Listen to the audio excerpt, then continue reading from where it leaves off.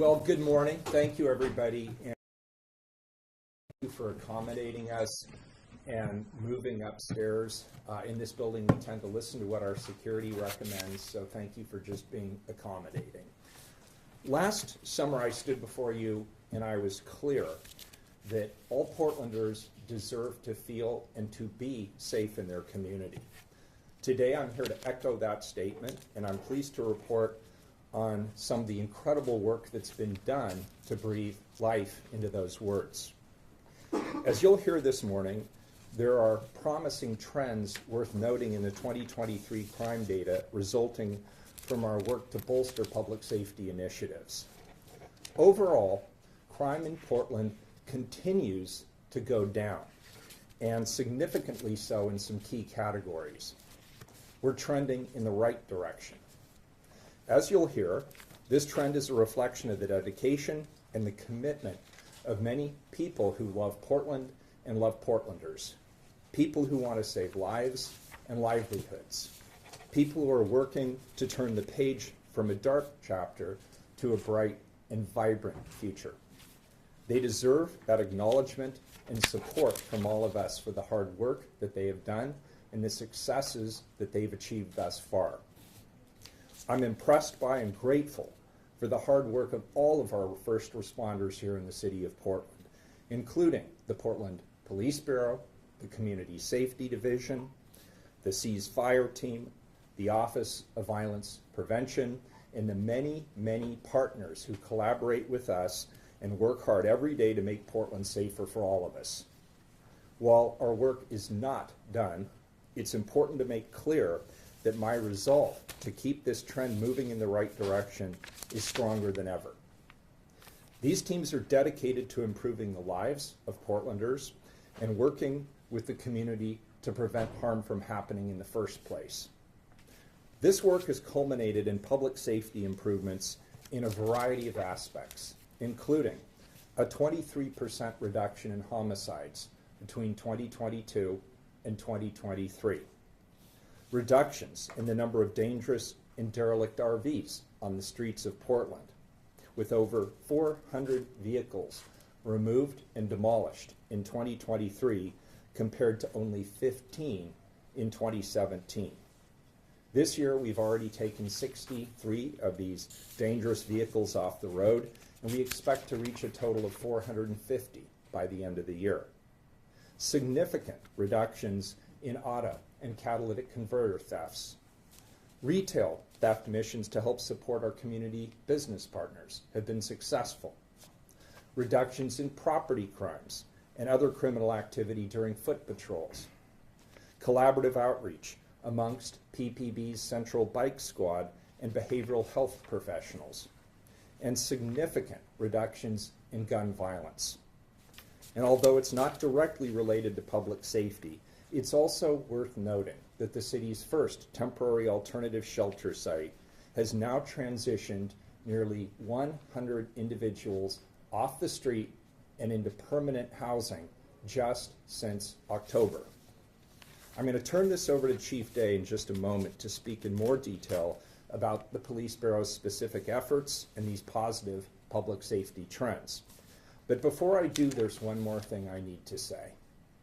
Behind all of these efforts are ordinary people, ordinary Portlanders, people who work tirelessly under incredibly challenging, taxing, and potentially dangerous circumstances to save lives and livelihoods, whether it's through outreach to people who have a high risk of being engaged in or involved in violence, or whether it's holding people accountable who in fact cause harm to others. And that work, these people deserve far better than a false narrative promoted by anyone who does not share my optimistic view of the city of Portland's future. Portland has rallied, and I'm committed to maintaining this positive momentum for all of these people and the entirety of this community until my last minute in office. Thank you very much. I'll now turn this over to Portland Police Chief Bob Day. Take it away, Bob.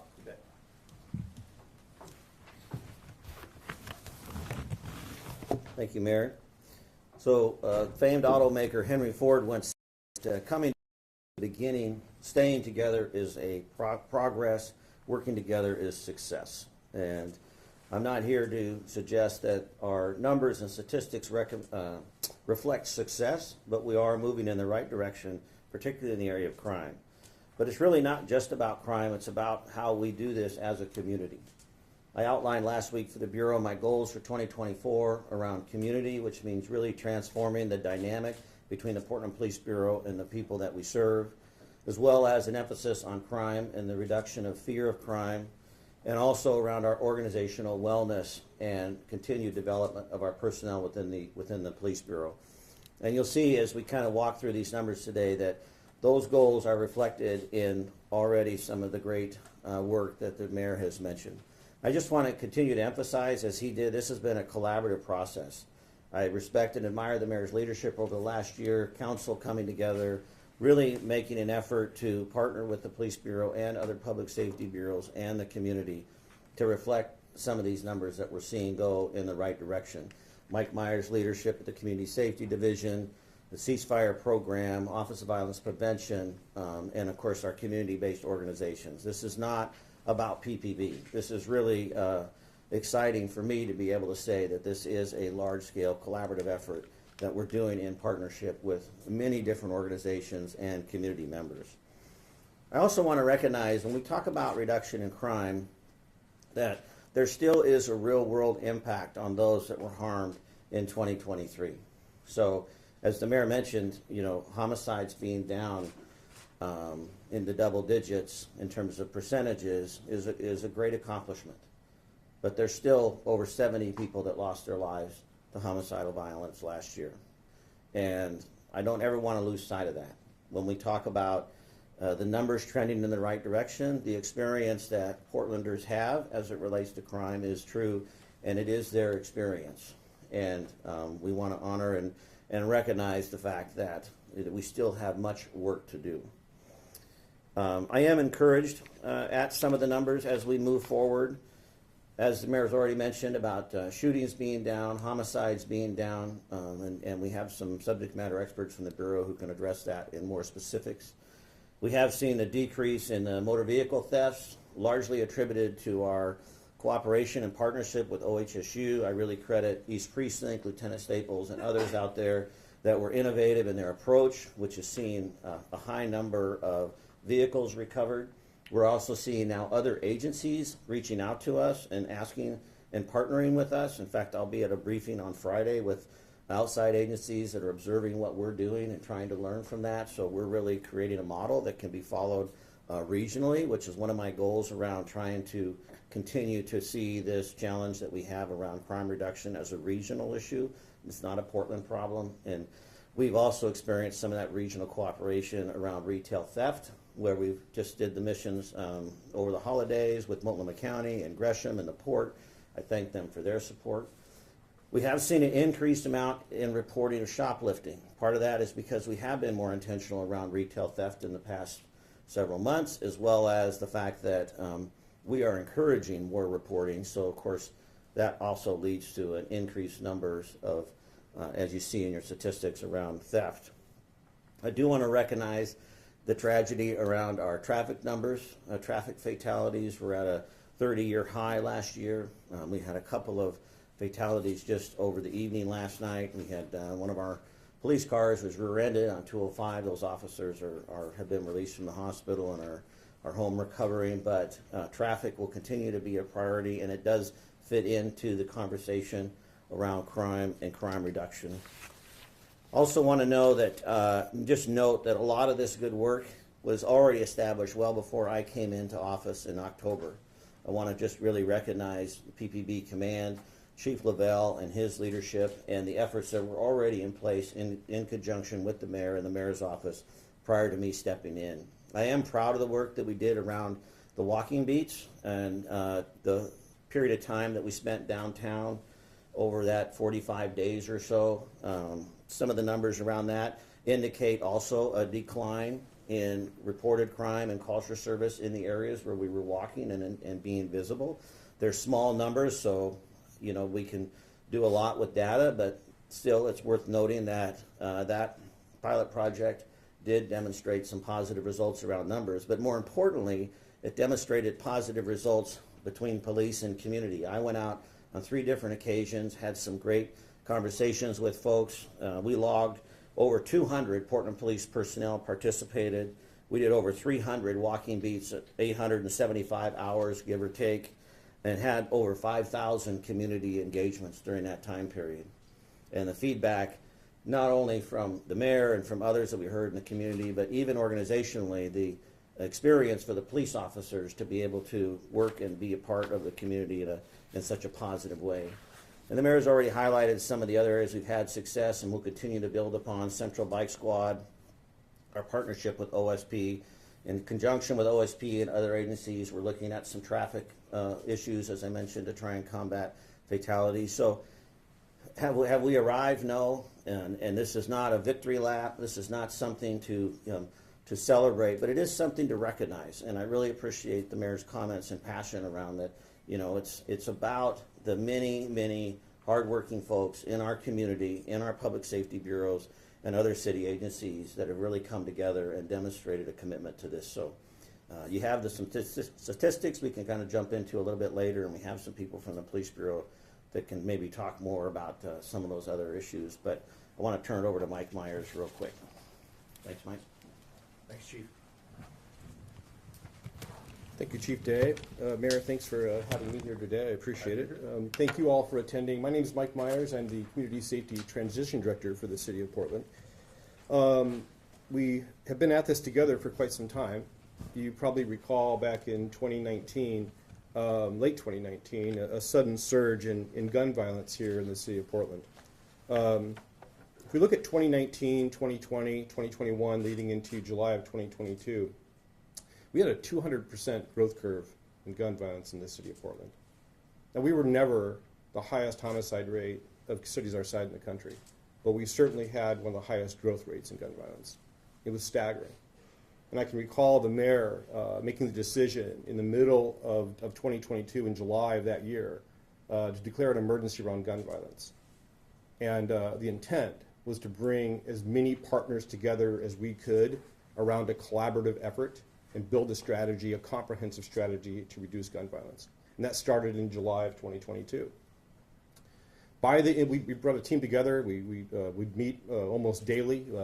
Many of the people that met here and were involved in that partnership are in the room today and here and available for questions. By December of 2022, we had flattened the curve, to use a public health term that you're probably familiar with. And leading into 2023, the goal was to start to drive gun violence down. And we put many different kinds of initiatives out there and built a lot of collaborative partners to do the work. And by the end of 2023, as Chief Day alluded to and the mayor discussed, we had a greater than 20% reduction in gun violence. But more importantly, many of you remember Safer Summer PDX, and you remember all of the provider partners for street-level outreach and intensive case management and all the money that we were using to expand out new services to help work with people that were involved in gun violence out in the community. And specifically, the strategy was built largely pointed toward one vulnerable population that was involved in most of the gun violence. And the question always came, how do we know that the investments that the council's making is working to reduce gun violence in this specific population? And we talk about young black men that may be related to group violence, being 6.5% of the population, but involved in 41% of the gun violence activity. We've seen a 37% decrease in gun violence in that group. That's huge. We've saved people's lives. These are individuals that likely would have been killed. And the credit goes to the Focused Intervention Team for Portland Police Bureau, the Enhanced Community Safety Team with Portland Police Bureau, the Office of Violence Prevention street-level outreach providers, the intensive case managers that work the cases every day. Sierra Ellis, the interim director for the Office of Violence Prevention, now the new ceasefire director, and the work that she's going to do through 2024 as we roll out this new initiative and do custom notifications will have a huge impact. We think we can drive gun violence down further. The Safe Blocks team, who did place-based investment improvements around hotspots around the city, our work with Multnomah County's Public Health and the District Attorney's Office, all collaborating in a structure, in a room downstairs, was the Operations Center where we would meet regularly to talk about how we were going to work together to reduce gun violence. We have a long way to go. January was a tough month. We had 5, I think, homicides or greater already this month. We know we still have work to do in the downtown area. We have a long way to go. So we're not done yet, and we recognize that. One of the other things that the mayor did in 2021 was declare an emergency around houselessness, if you remember that. There was again, several areas where the mayor wanted to address individuals living on the streets of Portland and how we might be able to do something different than we were doing before. Last year, we started the work on building out our very first temporary alternative shelter site. We have never done that before in the city of Portland.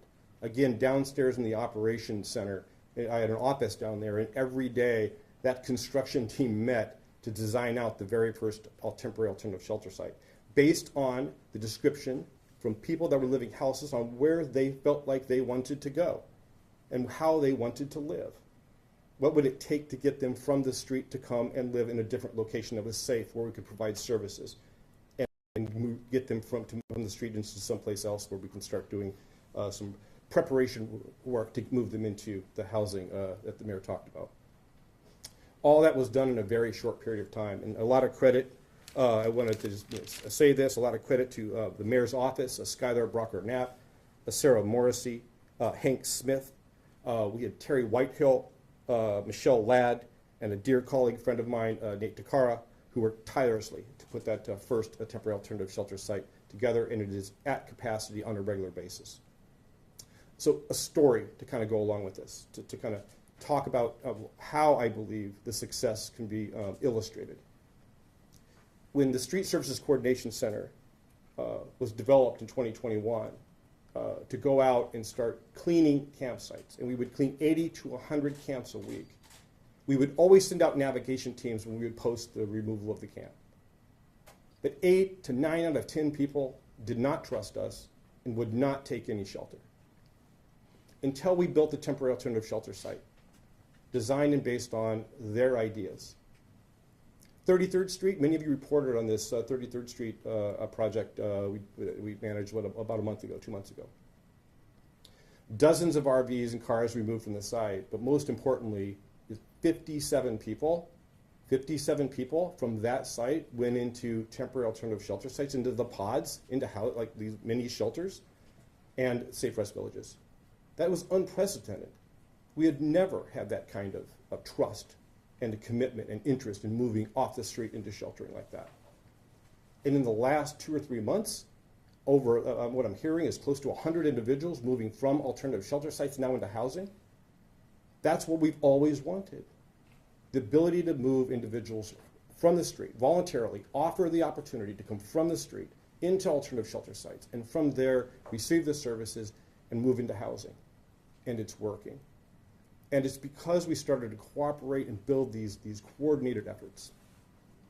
One of you asked me in late 2022, if you could have one word that would describe your feeling for 2023, I said optimism.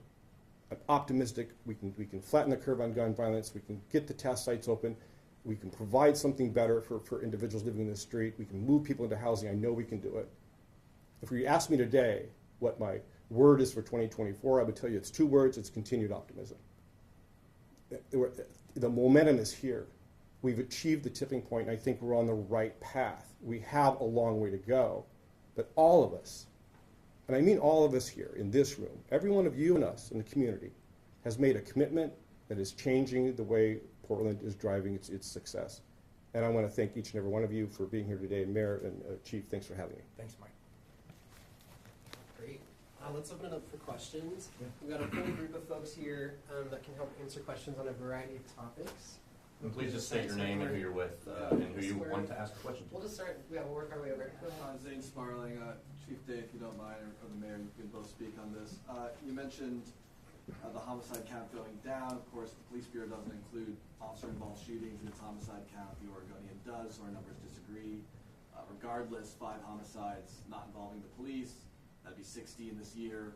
That would be well above pre-pandemic levels. If you get up to 7, that's 80 homicides in a year if the trend continues. So is there really call for optimism if we're looking for another year that's going to be fairly deadly and certainly far more deadly than Portland was just back in 2015? Yeah, I do. I mean, Mike and I have these conversations, and when I was sworn in, we talked about hope. And to me, hope is active. Hope is moving forward. And what you just hear outlined today is a message of hopefulness. The reality is the challenges are still significant. And so we are going to have to just keep our foot on the gas in terms of this effort. The first thing I do in the morning, literally, when I put my feet on the floor, is look at my phone and look at the events of the night before. That's the very first thing I do when I start my day. Before I even get out of bed, I sit there and read my emails because I'm updated on the events of the night before. This is and I appreciate the mayor's passion around, all the way through the remainder of 2024. So, yes, it's not lost on me that we've had these events this month, and Mike already mentioned them. But we have a blueprint we're developing, and we've had some success. We've had some impact on those numbers. We got a long ways to go, but I continue to remain hopeful that we're on the right path. Mayor, it's a rainy January day. Most of the downtown office workers are still in their jammies at home on Zoom while we're here. So are you feeling optimism about the city as well? I am, and I also want to address the question you asked the chief. We are fundamentally positioned differently today than we were in 2015. In 2015, we didn't have the Street Services Coordination Center to help get people off the street, unifying all of our first responders. We did not have the enhanced community safety team, which these guys support and work on to follow up on gun homicides with intense investigative capacity. We didn't have the focused intervention team, which provides prevention and intervention services around gun violence. We didn't have the Office of Violence Prevention anywhere near the capacity it currently has. We did not have the ceasefire model. We didn't have the credible community interveners to the degree that we have today, people who can speak with authority to people who are engaged in or victimized by gun violence. We didn't have nearly the number of community partners that we have in place today. So my optimism stems from the fact that we know what we need to do at the local level. We have allocated the resources to make it happen. And as the chief said, and as I indicated in my opening remarks, we're starting to see the trends moving in the right direction. That's what gives me hope, is that we're doing what we need to do at the local level to make this work. There are also some macro trends that we don't control. We obviously know that nationally there are economic issues, economic dislocation. We know that we have a massive influx of damaging drugs coming into our community. And also I would note that while some of the affiliated gun violence gets the lion's share of attention, and it probably should, a lot of that gun violence and many of the homicides are actually within the homeless community. And so the work that we're doing around street services coordination, the work we're doing around TASK, the work we're doing with Urban Alchemy around community outreach to try and connect people with services, I think that will also start to show good results in getting people into a better set of circumstances than what they're currently experiencing. So that's what gives me optimism. But as everybody has said, we're not sitting here popping champagne corks. We know we've got a lot of work to do. But what I want the community to know is we have responded. We've taken affirmative steps. We're working with many people in the community who have nothing to do with government, who care deeply about this issue, in the faith community, the nonprofit sector, individual community leaders, even individuals who have been previously gang involved, who want the next generation to have a better set of circumstances than what they experienced. We're all pulling in the same direction at the same time. That's what gives me optimism. And I totally forgot your second question, which was what? You covered it. Okay, thank you. All right, go ahead. Courtney Vaughn. I guess, last year, Mayor, your office said you were backing off the ShotSpotter program and going in a different direction to try to reduce gun violence. Can you talk a little bit about that or reiterate sure. what programs are in place? Are they largely outreach based, and what are you seeing? So there are actually people in the room who live this who can speak much better to this. So I'll just be super brief. Our decision around ShotSpotter wasn't because we thought the model wasn't a valid model. It was about resource allocation. And frankly, we had a lot of other ideas that were on the table, including just building out our basic police capacity, focusing on the focused intervention team, making sure we had the investigative capacity in place, working on the ceasefire model, which is a tremendous amount of work that's been done by the Office of Violence Prevention. And so we just wanted to focus our efforts on that. And so it was really just a resource allocation decision. And Stephanie, I don't know if you or others have more Can I on have the, Mike? what are we doing? Mike. Maybe you could explain the ceasefire model just a little bit. Sure. if that's okay. Great. Stephanie, you can play ceasefire?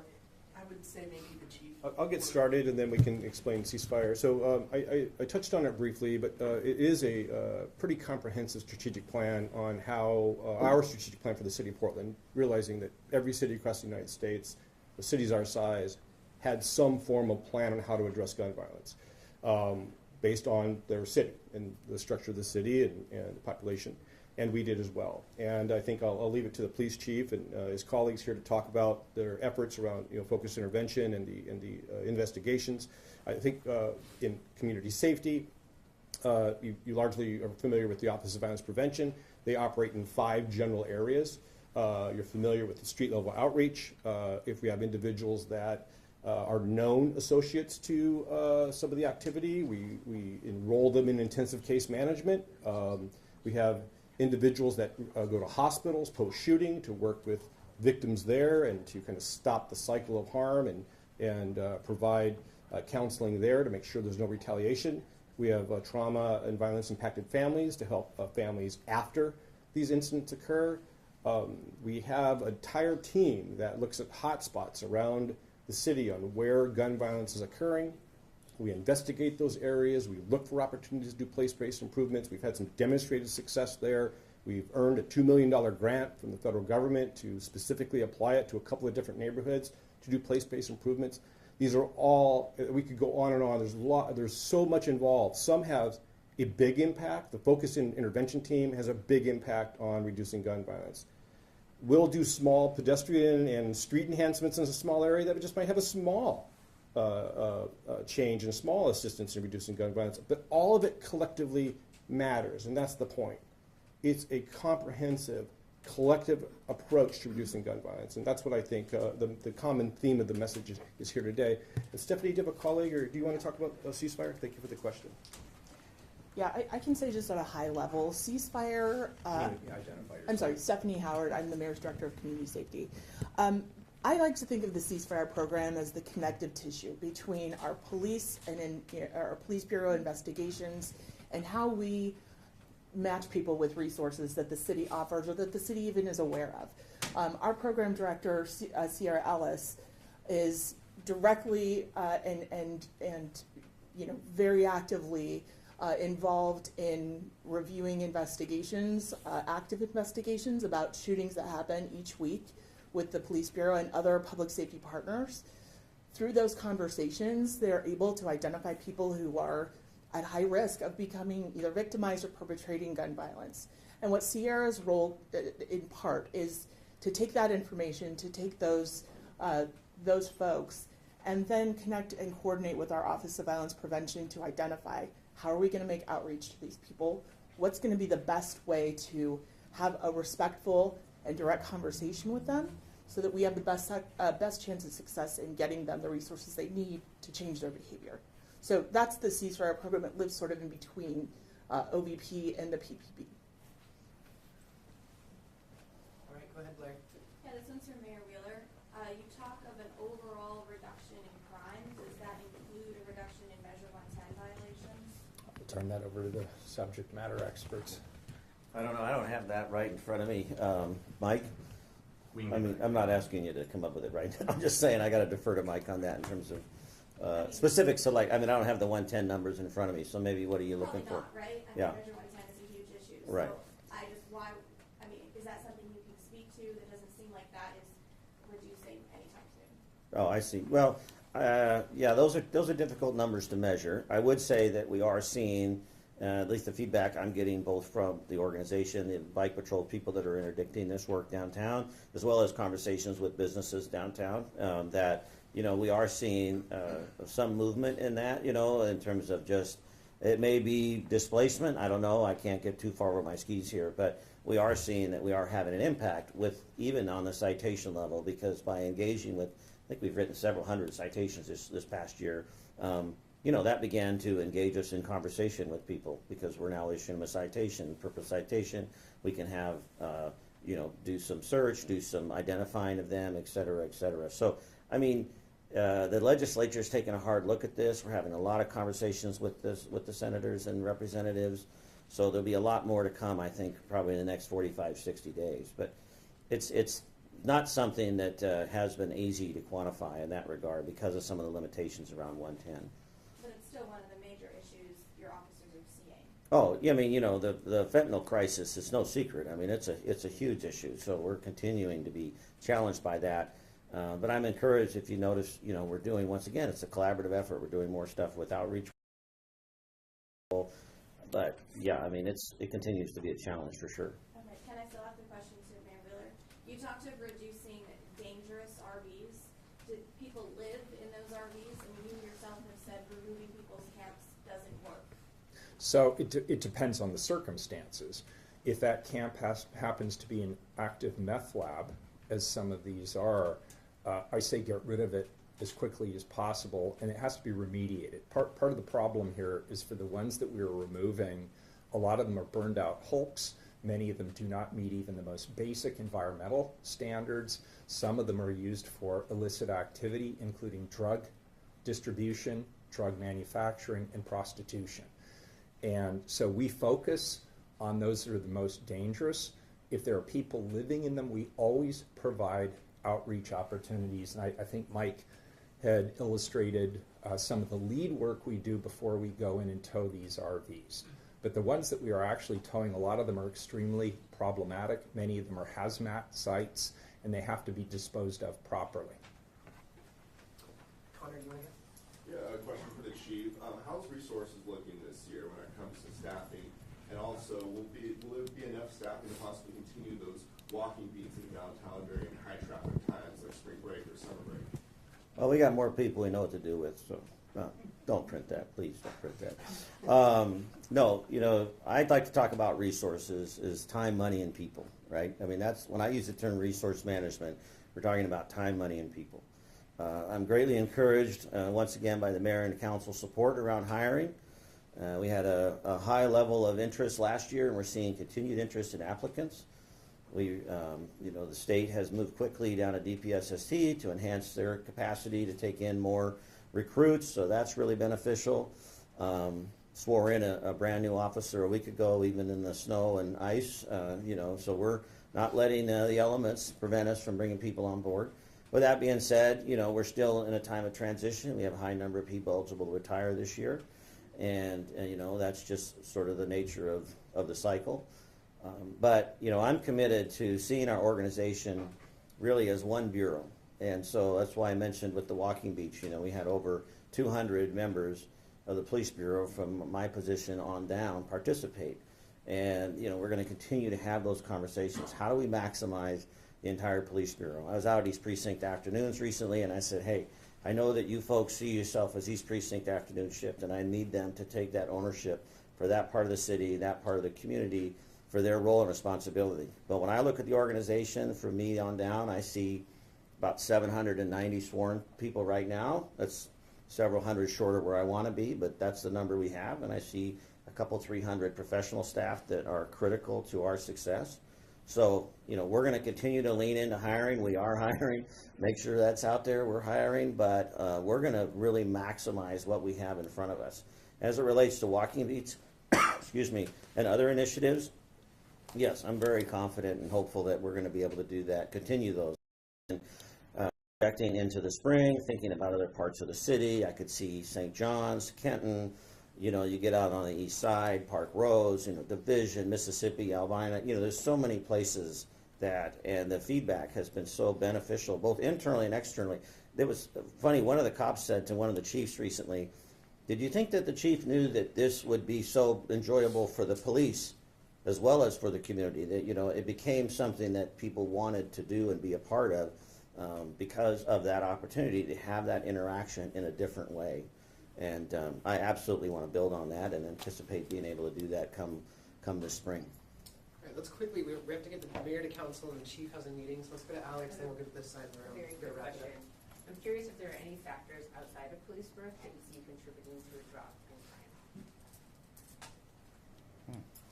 Well, context is everything. I mean, that's a great question. You know, I don't know. I'll have to get back to you on that. I mean, that's a really good question. I would not, as we said, I certainly would not say this is all, you know, success based on the shoulders of the police bureau. So you know, if there is other factors, it might be, and this is a little bit before my time, but both the leadership and the mayor of Mike around bringing folks together in a different way than we were in, say, 21 or 22. I'm speculating, but just based on that.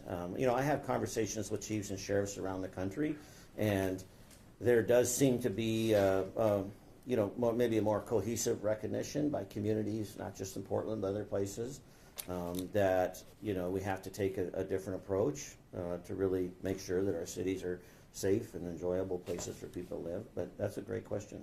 I'll think about it a little bit. You want to take a stab at that? So I don't know if all of you know, I've been your fire chief here in the city of Portland originally. And I used to tell the mayor all the time that vibrant cities don't burn and vibrant neighborhoods don't burn. And I have a different role now in community safety. And, you know, vibrant neighborhoods are safe neighborhoods.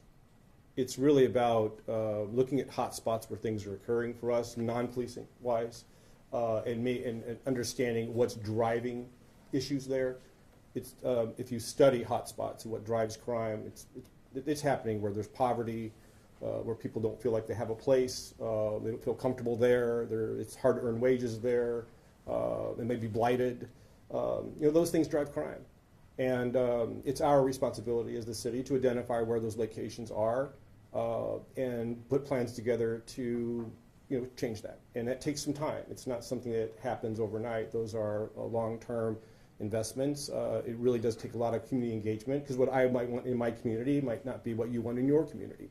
And so you really need to understand where people live, what they want, what would be vibrant, what means vibrancy to them, and then start to make those investments. So that's one really solid strategy that we can use as a city that's non-policing. I want to just add one thing to that, and Stephanie, because it's a great question. The work we do here at City Hall is resolving a problem that's already happened. By the time we send out the police bureau, they are reacting to some other systematic failure in our society. And I've spent a lot of time thinking about this, and I have no monopoly on the truth. I have no idea whether I'm right or whether I'm completely wrong. But education, opportunity, family support, and as Mike just said, where do you go? There, community support, neighborhood level support. If those things were all, and I would add healthcare, by the way, to this. If all of those things were working really, really well in America, I don't think we'd see the uniquely horrible gun violence situation that we have in America. And of course, we could talk about the easy access to firearms, but it's hard to put that aside at this moment. It's really these other issues. Once somebody takes up a gun and decides, I'm going to end somebody else's life, somebody who I don't even know who they are, there have been a series of failures already. And so I hope that the work that we're doing at the municipal level is combined with the good healthcare work that gets done at the county level, that is combined with the resourcing and financing support that the legislature can bring from the federal government, combined with ideally a functional federal government that starts to take care of the people of this country in a way that reduces all these problems that are sequentially falling to the street level in cities all across America. That's my view today. I may change my mind 6 months from now. I'm sorry, can I just, please. can I just say one more thing, Alex? If I understand your question, you're asking what are we doing besides a police first approach, and has that anything to do with the crime reduction that we're seeing? Yeah, Mike Myers just outlined all of the many things we're doing through OVP with outreach, with ceasefire may work with police, but how they deploy resources doesn't always work with police.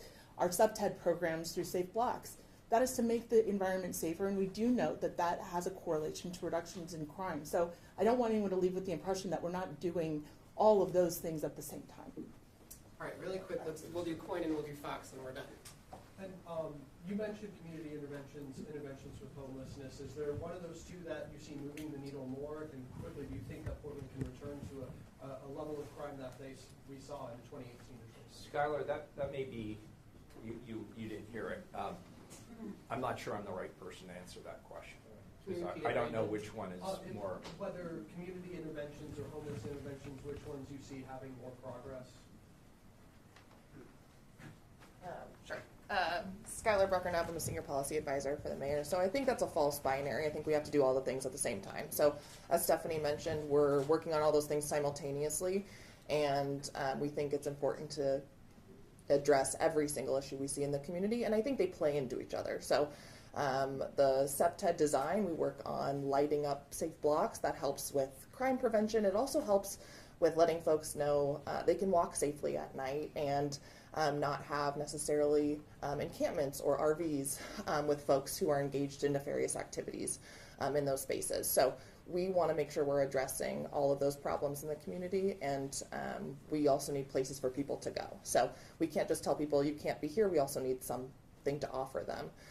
And that task location is one option. We're developing 2 more. We also have our Safe Rest Villages where people can go, and then we're also connected within the community. So we're working with Multnomah County to build that homelessness response system that is more like what we've developed on the city side for crime prevention in the homelessness space. So incorporating all of the healthcare, housing, and homelessness responses that happen within this community. Thanks. All right, let's go to fox and we'll wrap it up. This is a question for Mayor Wheeler, just on the ice storm and response and everything. Can you speak to conversations with the county on storm response and maybe the decisions to close shelters and prepare for weather events? Yeah, so we have a meeting between the emergency management group and leadership at the city and their counterparts at the county on Thursday. And there are a number of recommendations that our emergency manager has made based on what they've seen that we think can help improve the process going forward. And so I look forward to that. I want people to also know that the chair and I get along just fine. We talk all the time, virtually daily, and we do have disagreements, and it is our job to resolve those disagreements and make sure that our governments work well together and collaborate. And I want the public to know that both the chair and I understand that fully. We have to be on the same page. We have to have clear understanding about what the planning process is and who does what. And when it comes to an actual emergency, we have to have contingency plans in place to be able to address any eventuality, including completely inaccurate weather forecasting.